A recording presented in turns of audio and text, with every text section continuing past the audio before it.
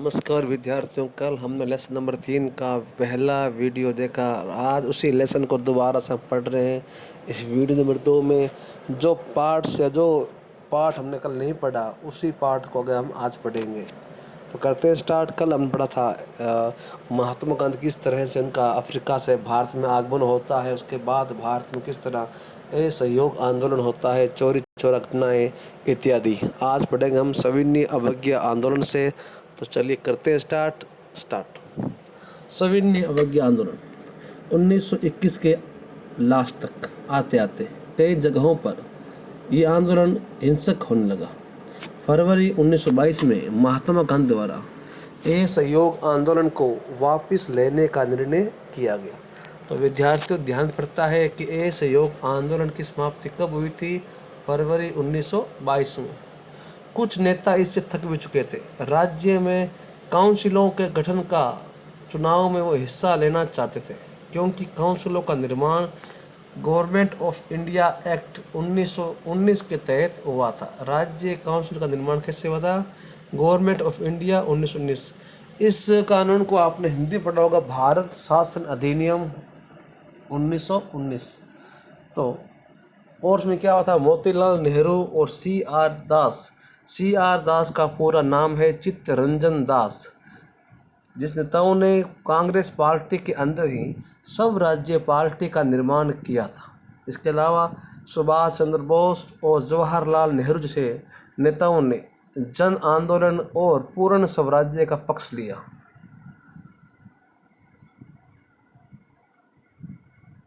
यह कांग्रेस में एक प्रकार से अंतर्द्वंद, मतलब यहाँ हमें ध्यान पड़ रहा है कांग्रेस के कुछ नेताओं के बीच में मन मुटाव भी चल रहा था और उनमें आपस में विरोध भी चल रहा था। ये बहस में था। इस काल में ग्रेट डिप्रेशन का असर भारत में हुआ। ये ग्रेट डिप्रेशन की बात आपको ध्यान पड़ रहा है। अभी आर्थिक मंदी का समय 1930 वाला ही है। 1930 में जानते हो पूरे वर्ल्ड में आर्थिक मंदी आई हुई थी, तो उसका असर भारत के अंदर भी दिखाई देने लग गया था। अब सविनय अवज्ञा आंदोलन की विशेषता है, लोगों को अब न केवल ब्रिटिश के साथ सहयोग से इनकार करने के लिए कहा गया, बल्कि औपनिवेशिक कानूनों को तोड़ने के लिए भी कहा गया। विदेशी कपड़ों का बहिष्कार किया गया और शराब की दुकानों को बंद करने को कहा गया। ये यहाँ लेने दिया है उत्तरों का बंद करने को कहा गया। ठीक है। किसानों को राजस्व और चौकीदारी करों का भुगतान नहीं करने को कहा गया। छात्रों, वकीलों और गांव के अधिकारियों अंग्रेजी माध्यम के स्कूलों, कॉलेजों, अदालतों में उपस्थित नहीं होने को कहा गया। अब आती बात साइमन कमीशन की। अंग्रेज सरकार ने जॉन साइमन की अध्यक्षता में एक कमीशन बनाया। इस कमीशन को भारत में संवैधानिक सिस्टम के कार्य का मूल्यांकन करने और उसमें जरूरी बदलाव करने के लिए बनाया गया था। लेकिन इस कमीशन में कोई भी मेंबर या सदस्य भारत का नहीं था। मेनली यही वजह थी साइमन कमीशन का विरोध करने की। इसमें एक भी मेंबर क्या है? भारत का नहीं था। साइमन कमीशन 1928 में भारत आया और उसका हर जगह जहाँ वह गए, जिस भी शहर में गए, उनका वहाँ पर भारतीयों द्वारा साइमन कमीशन वापस जाओ, साइमन कमीशन गो बैक के नारे लगाए गए। अक्टूबर 1929 में लॉर्ड इरविन ने डोमिनियन स्टेट की ओर इशारा किया। डोमिनियन स्टेट क्या होता है?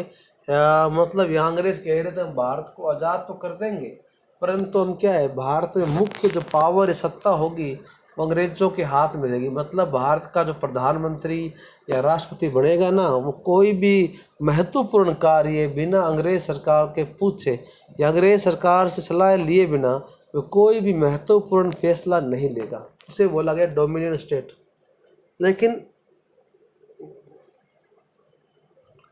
लेकिन इसकी समय सीमा नहीं बताई। मतलब इसमें कहीं तय नहीं किया गया कि डोमिनियन स्टेट भारत को कब बनाया जाएगा। मतलब यहाँ एक प्रकार से भारतीयों को मिठी गोली दी गई थी और उसने भविष्य की संविधान पर चर्चा करने के लिए लंदन में गोल मेज मीटिंग बुलाई। ध्यान रखना, ये गोल मेज का सम्मेलन है ना, ये लंदन में हुआ था। कहाँ हुआ था? लंदन में। और उग्र नेता कांग्रेस में प्रभावशाली होते जा रहे थे। वे अंग्रेजों के ऐसे प्रस्तावों से खुश नहीं थे जहां नरम दल के नेता डोमिनियन स्टेट चाहते थे। देखिए, कांग्रेस के अंदर भी आप जानते हो दो प्रकार के दल बन चुके थे, नरम दल और गरम दल।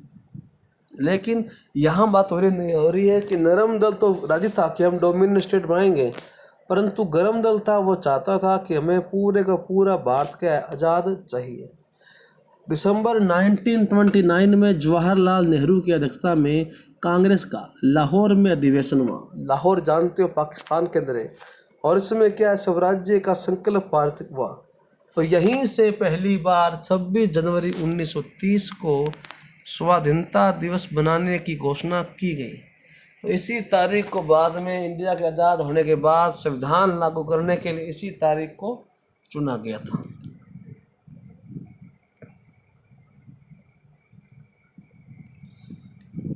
फिर ये महात्मा गांधी पर छोड़ दिया गया कि वे लोगों के दैनिक मुद्दों को आज़ादी के साथ किस तरह जोड़ते हैं। अब यहाँ की बात दांडी मार्च की, एक और बहुत बड़ा विशाल आंदोलन दांडी मार्च। महात्मा गांधी का विश्वास था पूरे देश को एक करने के लिए नमक हमारा महत्वपूर्ण हथियार बन सकते हैं, लेकिन अंग्रेजों द्वारा इस बात को मजाक उड़ाया गया। अरे नमक से क्या होगा। तो 31 जनवरी 1930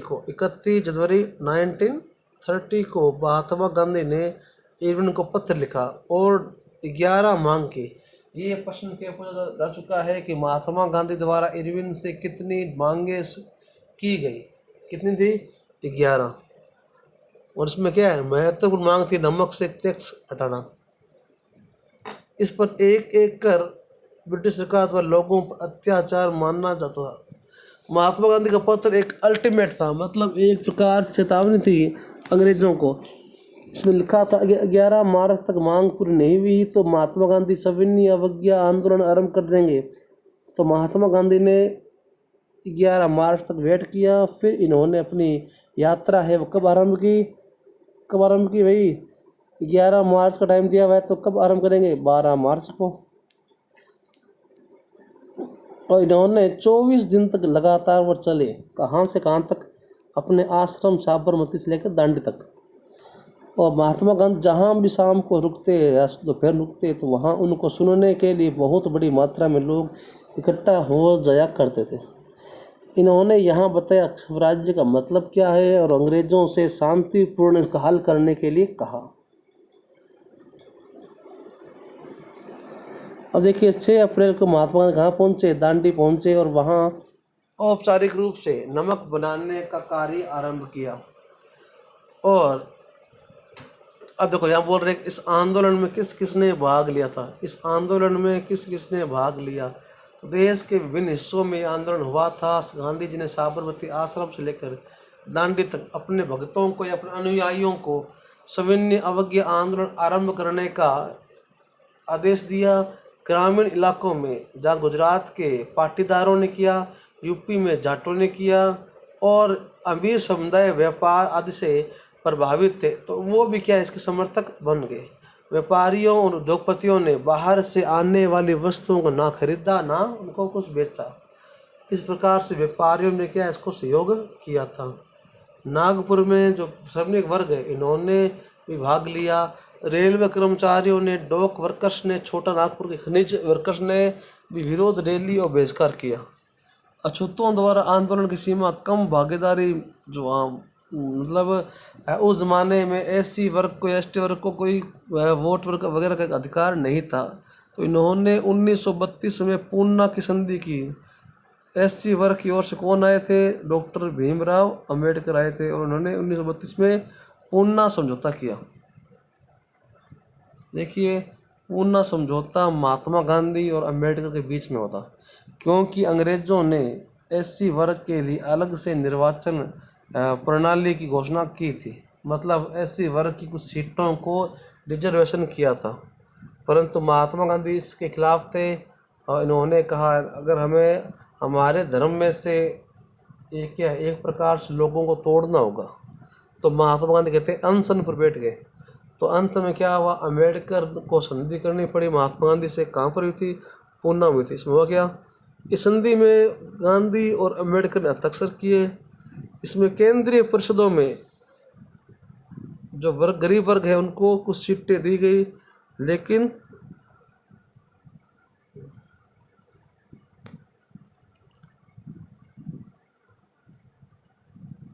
चल पढ़ते आगे। सामूहिकता की भावना, राष्ट्रवाद एकजुट होने से फैलता है, लेकिन विभिन्न संस्कृति प्रक्रियाओं ने भारतीयों की कल्पना को बढ़ावा दिया और सामूहिकता की भावना को बढ़ावा दिया। फिर नेक्स्ट है पहला, आकृतियों और चित्रों का प्रयोग। भारत की पहचान भारत माता के रूप में की गई। भारत माता की छवि को समर्पण या राष्ट्र के रूप में दिखाया गया। फिर है भारतीय लोकगीत। उग्र राष्ट्रवादियों ने लोकगीतों और कहानियों की रिकॉर्डिंग और उपयोग करना शुरू किया। उनका मानना था कि इसके माध्यम से क्या हमारी पारंपरिक संस्कृति है उसको हम बाहरी लोगों से दूषित होने से बचा सकते हैं। इसलिए इनका संरक्षण किसी राष्ट्रीय पहचान की खोज और किसी के अतीत में मूल्य को बहाल करने का एक तरीका माना बन गया।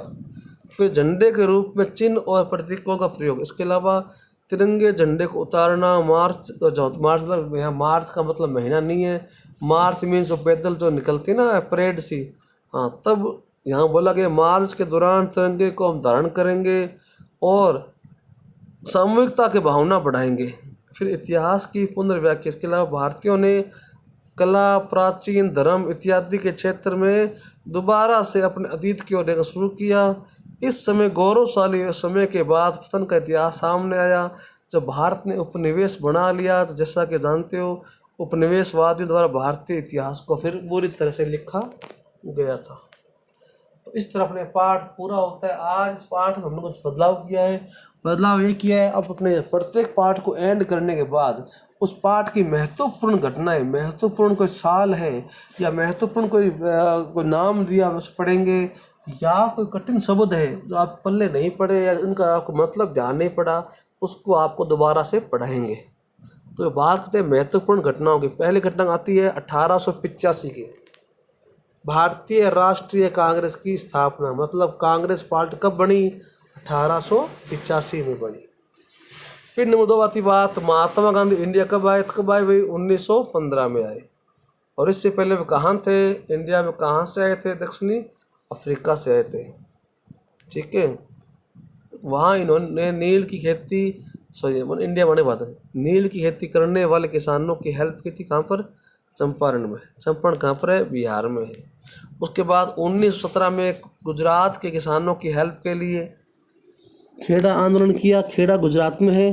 फिर 1918 में सूती कपड़ा मिल के कारखाने के मजदूरों के लिए अहमदाबाद में सत्याग्रह किया। इसके अलावा 18 मार्च 1919 को रोल्ट एक्ट कानून के विरोध में एक राष्ट्रव्यापी आंदोलन शुरू किया। इस कानून में क्या था, रोल्ट एक्ट में किसी व्यक्ति को मात्र अगर शक भी हो जाए ना कि यह बंदा अंग्रेजों के खिलाफ कुछ बोल रहा है, कर रहा है, तो ऐसे बंदे को बिना किसी मतलब रिकॉर्ड के ही उसे अरेस्ट कर लिया जाता और उसे अंग्रेज चाहते 2 साल तक जेल में बिना किसी अपराध के बंद रख सकते थे। 13 अप्रैल 1919 ये घटना तो आपको सबको याद होनी चाहिए। कौन सी है, जलियांवाला बाग कांड, जहाँ जन डायर द्वारा निर्दोष लोगों पर गोलियां चलवाई गई थी। फिर 1920 से 22 तक इसमें क्या होता, वही खिलाफत आंदोलन, असहयोग आंदोलन, जहाँ खिलाफत आंदोलन का आरंभ मुस्लिम नेताओं और कांग्रेस पार्टी के द्वारा मिलकर किया गया था। ठीक है, और इसका निर्णय कब हुआ, नागपुर अधिवेशन से हुआ। कब हुआ, 1920 में हुआ। अब आती है 1922 की, क्या है, चौरी चौरा में, जो आप जानते हो थाने में आग लगा दी गई। चौरी चौरा वर्तमान में यूपी के अंदर है। तो इस घटना से महात्मा गांधी को दुख हुआ, शोक हुआ, उन्होंने ये आंदोलन क्या कर दिया, बंद कर दिया। 1928 में जब साइमन कमीशन इंडिया आया तो उसका जगह जगह विरोध किया गया। 1929 जवाहरलाल नेहरू की अध्यक्षता में कमेटी बनाई गई। कहाँ पर, लाहौर में।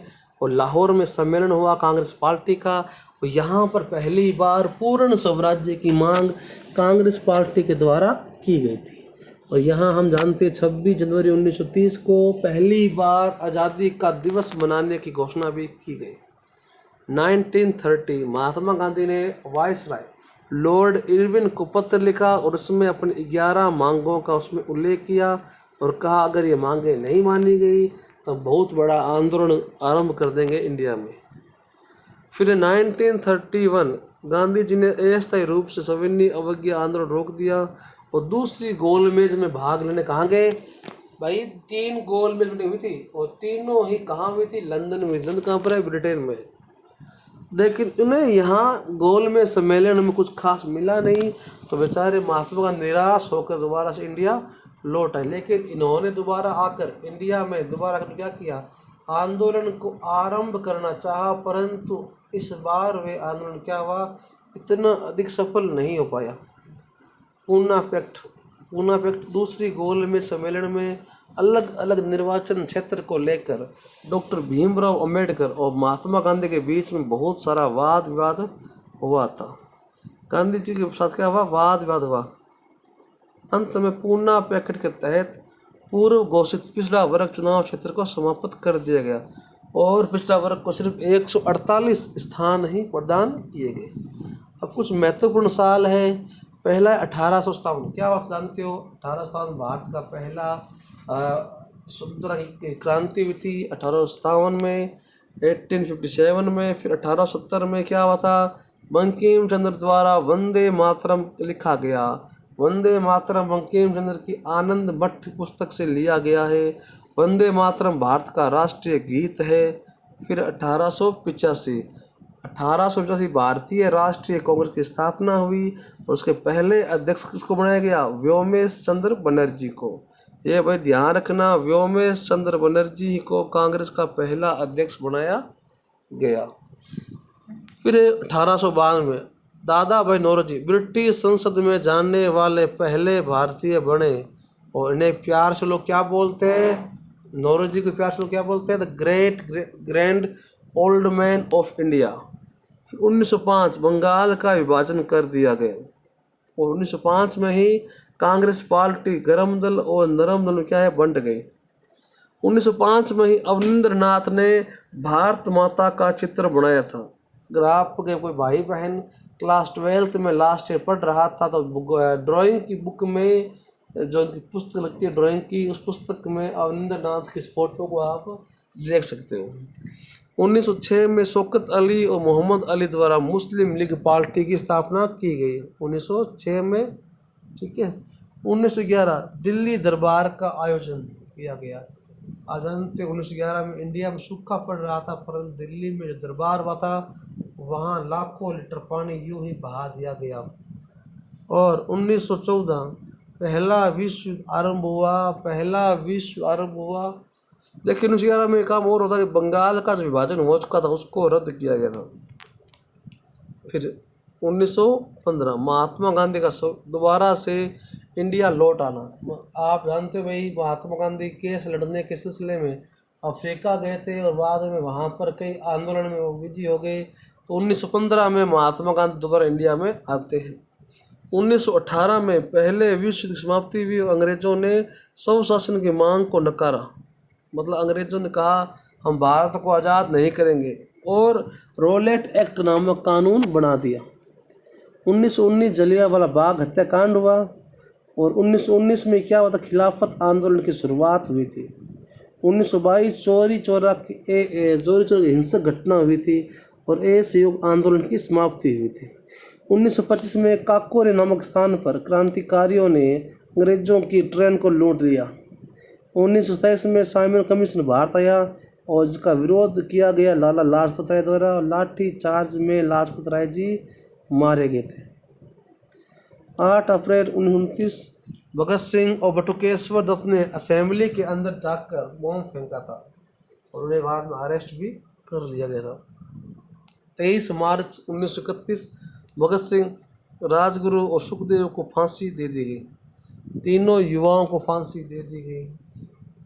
देखिए 1931 में ही गांधी जी और इरविन के बीच में समझौता हुआ और सविनय अवज्ञा आंदोलन भी क्या हुआ? एंड हुआ था। 1932 महात्मा गांधी और अम्बेडकर के बीच में क्या हुआ था? पूना पैक्ट समझौता हुआ था। 1933 में सबसे पहली बार रहमत चौधरी ने पाकिस्तान नामक देश की डिमांड की थी। 1935 में भारत शासन अधिनियम का निर्माण हुआ और राज्यों में प्रांतों में सरकार का निर्माण किया गया। 1939 दूसरा विश्व युद्ध आरंभ हुआ। 1942 भारत छोड़ो आंदोलन आरंभ हुआ। ये आंदोलन आरंभ किया था महात्मा गांधी द्वारा और इस आंदोलन में एक नारा दिया था भाई, करो या मरो। 1945 अमेरिका ने सेकेंड वर्ल्ड वॉर के अंदर जापान पर हमला कर दिया परमाणु बम से और जापान के दो प्रमुख शहर हिरोशिमा और नागासाकी को पूरी तरह क्या कर दिया, नष्ट कर दिया। और इसी घटना के बाद क्या हुआ, सेकेंड वर्ल्ड वॉर एंड हुआ था। 15 अगस्त 1947 भारत को आज़ादी मिली थी। अब कुछ महत्वपूर्ण शब्द है। पहला है सत्याग्रह। सत्याग्रह होता है सत्य के लिए आग्रह करना।